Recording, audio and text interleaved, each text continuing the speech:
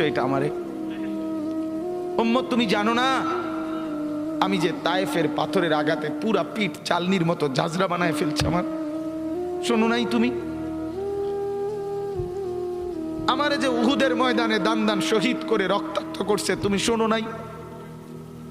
আমি যে 14 দিন পেটে ক্ষুধার তাড়নায় পাথর বাঁধছিলাম, উম্মত তোমার মনে নাই? একবারও শোনো নাই আমার ক্ষুধার কষ্ট, আমার পিঠের ব্যথা, আমার দাঁতের ব্যথা, আমার কাঁধে 2টা কড়া ঢুকে গেছে? উম্মত আমার ঘরে 3 মাস আল্লাহর নবীর স্ত্রী আয়েশা বলছে, আল্লাহর কসম উম্মত, নবীর স্ত্রী বলছে 3 মাস 3টা চাঁদ উঠছে ডুবছে, রাইনা হেলালান সুম্মা হেলালান সুম্মা হেলালান, 3 চাঁদ 3 মাসে নবীর 9 জন বিবির কারো ঘরে আম্মা জান আয়েশা বলে 1 ফোঁটা চুলায় আগুন জ্বলে নাই। মা আওকাদাত ফি আবিয়াতে রাসূলিল্লাহ নারুন, নবীর একজন বিবির ঘরেও আগুন জ্বলে নাই।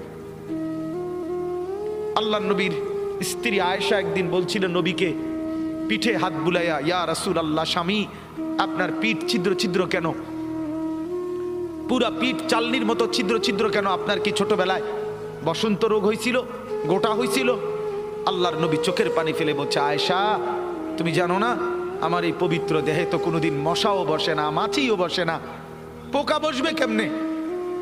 আমার পবিত্র দেহে তো হাঁটলে মেশকের গ্রান বের হয়, আমার পেশাব পায়খানাও তো কোনোদিন জমিনের উপরে 1 সেকেন্ড থাকে না, মাটি ফাঁক করে ভেতরে নিয়ে যায়, সেই আমার গায়ে গোটা হবে কেন? আয়েশা এগুলো আমার তায়েফের পাথরের আঘাতের রক্তের দাগ।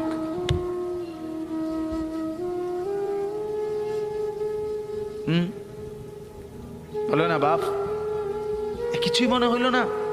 এভাবে ভুলে গেলেন?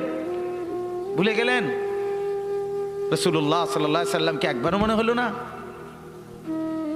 আল্লাহকে ভালোবাসেন, নবীকে ভালোবাসেন, আখিরাত চিনেন?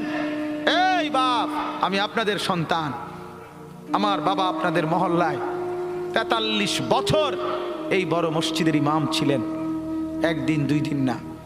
আমি এই মাটিতে বড় হওয়া ছেলে, এই প্রাইমারি স্কুলের ছেলে, এখানেই বড় হয়েছি। এরা সব আমার আপনজন। আমি আমার আপনজনদেরকে শক্ত করে বললাম, আমি যদি কারো ভাতিজা হই আপনি আমার চাচা, আমি চাই আমার চাচা যেন হয় জান্নাতি। আমি যদি কারো নাতি হই আপনি আমার দাদা, আমি চাই আমার দাদা যেন হয় জান্নাতি। আমি যদি কারো ভাই হই বন্ধু, তো আমি চাই ভাই 2 ভাই মিলে একসাথে হই জান্নাতি। আল্লাহ তোমাকেও তৌফিক দেন, আমাকেও তৌফিক দেন। দোয়া করি বাপ, দোয়াও চাই।